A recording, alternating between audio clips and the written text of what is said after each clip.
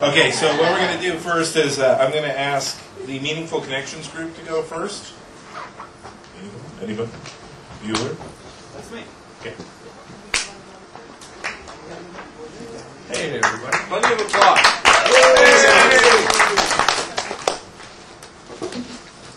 So my name is Michael Shafrir. I am with a company called The Ladders, not a recruiter. I actually work for The Ladders. And we were talking about meaningful connections. As we talked about this morning, the first group was composed of about 8 vendors. So we had our opinions about how recruiters might want to use our products and other products to create meaningful connections. And this afternoon, there were only about 4 of us. Myself, Jason Davis, David Manister, another of my colleagues from The Ladders, and another gentleman who was actually a contingency recruiter. So we got a bit sidetracked. We were talking about the industry and about recruiting in general and about creating meaningful connections. So I'm going to shut up soon because I don't have much to share from the actual content of our discussion. But we did come up with some questions that we are interested in hearing about from a recruiter's perspective, if any of you are brave enough to share. I did want to start, one of the things that we had a good chuckle over was when I first started at The Ladders about 2.5 years ago, someone shared, I guess at this point it's kind of just an old recruiting joke. So the hiring manager gives a job description to their admin and says, post this on a job board, and I want a big stack of resumes to go through on Monday. So the admin posted on the job board, and on Monday the hiring manager comes in and says, okay, great, where are the resumes? The admin says, you're not going to believe it. I got 1,000 resumes over the weekend. It's incredible. So the hiring manager says, well, that's no good. I only have time to review 500 of them. So the admin says, well, how are you going to decide which 500 to review? So the hiring manager takes half the stack, puts it in the garbage, and says, I don't hire unlucky people. I'll be here for the rest of the night, actually. That, to us, kind of helped frame the discussion of meaningful connections. The other question that I had about meaningful connections is, and this is something that we face in my day-to-day job, is why is a job application the only application that you can fill out and have no expectation of a response? Right?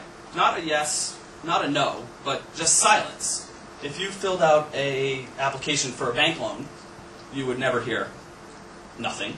You would hear yes or no. If you filled out a college application, you would never hear yes or no. So what have we done in terms of creating meaningful connections that we've gotten to the point where you can fill out a job application and the recruiter receiving it doesn't feel that they have to respond, and the job seeker, pretty much the attitude that we see at our company is that most of them don't expect a response back. So that was something that we spent quite a while discussing in the meaningful connections. One of the difficulties we had in our session was defining what a meaningful connection is, right? There are people in this room with 25,000 connections on LinkedIn. There were people in our group that say they turn their profiles off from receiving new introductions on LinkedIn. Now, clearly, the definition of a meaningful connection is wildly different to the person with 25,000 connections to the person who has turned off the option of actually receiving any new introductions. So that was difficult for us to come up with a solution or even frame the discussion around meaningful connections when we had such difficulty coming up with what a meaningful connection even means. Some of the other questions that we had, and we wanted to kind of help guide any feedback that we got, is do relationships and connections even matter? Right? I mean, there are some roles that you may be trying to fill where you don't ever need to meet the person, right? If you are a recruiter for Target and you're tasked with finding 2,000 cashiers for the Midwest region, you don't know 2,000 cashiers. You just need to put their butts in your company's seats. If you are a VP of executive recruiting at Target and you need to find a new COO, relationships matter. So is there, are relationships, the question that, and where's David Manister? He really brought out his wordsmith skills for this one. Is the importance of relationships inversely practical to the importance of the role, right? Do relationships matter at the bottom level? Do they matter at the top level? Is there a way to measure that? Are there tools that we need to create to help facilitate that? So those are some of the things that we discussed in our discussion group. And if anyone has any feedback or comments or other jokes that they may want to try and trump mine with. Yes? So, can you just clarify what you just said about do relationships matter? Sure. So we were talking about, and what we've seen especially is, do relationships matter when you are a corporate recruiter trying to fill a constant need type position, right? So Target always needs cashiers. Yes. Do relationships matter So do they? at this point? That's what we're wondering. Since you introduced me, Go ahead. just clarify what I meant by that. Yeah, blame David. If you say yes, blame David. The context for that was we were kind of talking about hiring at smaller organizations versus larger ones, hiring on an enterprise level. Now, what I was saying was that at ERE, when we need to hire a salesperson, I have ongoing relationships with 5-10 salespeople in the industry that I know and would love to one day get on our team when we have an opportunity for them. And I know the chances are when I have an opportunity in the future, one out of those people, there's a pretty good chance that I can snag one. Relationships in that context matter a lot, and really are the way that I'm planning on hiring for my next few openings. If I needed 1,000 salespeople in the next year, I don't know if that's practical. And that's what I meant by that. Is the relationship inversely proportional to the volume of hiring that's going on? Is the importance of the relationship inversely proportional? What you're talking about, though, is a relationship with the source.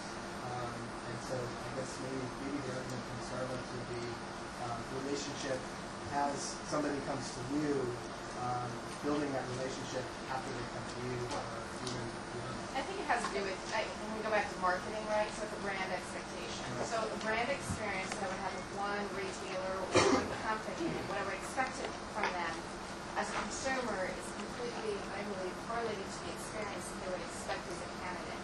So for us, it's such a highly relationship business where that barista connection, that relationship is very intimate. They expect, even if it was, I know that's different than what you were saying, but they expect that level of relationship in the candidate experience, and that resonates if it's our, it's our bottom line and it is our technical position. And that's a tough thing to battle when you're talking about massive. So how do you can't do it? We can't do it, right? But hiring large numbers isn't the very notion of an employee referral program leveraging the whole notion of a relationship. We're leveraging a relationship with your existing employees to introduce new employees to the company. Right, so the idea is that if we had to hire 1,000 people, we should have 2,000 or 3,000 people constantly looking for one. And so they're doing exactly what you're doing for your 5 sales, with your 5 sources. And that's actually what happens at the store level. So most of the people that work at that store level are referred by other people that are working at the store. So you're absolutely right. It's a relationship business, no matter how big the job, no matter how many jobs you put in.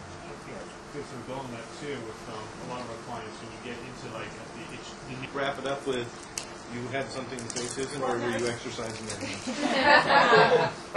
I think just spending 20-some years in the retail organization, this is something that I feel very, very passionate about, and I think that it's how you define the relationship. But if you're a company that has to hire 100,000 people a year, those relationships and those touch points are critical. And they might look different than if you're going after the $150,000 VP than the $8 an hour sales associate. But you're quite frankly going to get farther with at least responding to the $8 an hour sales associate because they're not expecting it. But it does make a huge difference in the brand. And think about, your company just spent hundreds of thousands of dollars on a direct mail piece, and the person that gets it in the mail applied to a job a week ago, they've never heard from you. What are the chances that they're going to go into your store and shop? So, and that's, the average sale is so small that you've got a huge cross-section. But I think what it comes down to, for all of you vendors in the room, is how good is the technology? Can you have a high-touch experience in mass? And I believe you can. I've seen it. So it's just different in terms of how you define it. I stand correct. Manister's law has been disproved. Yet another first. Okay, well, I think we'd all agree that it doesn't pay to piss people off. So, let's just trying to keep it a little bit light here. End of the day, end of a long day. Okay, so next.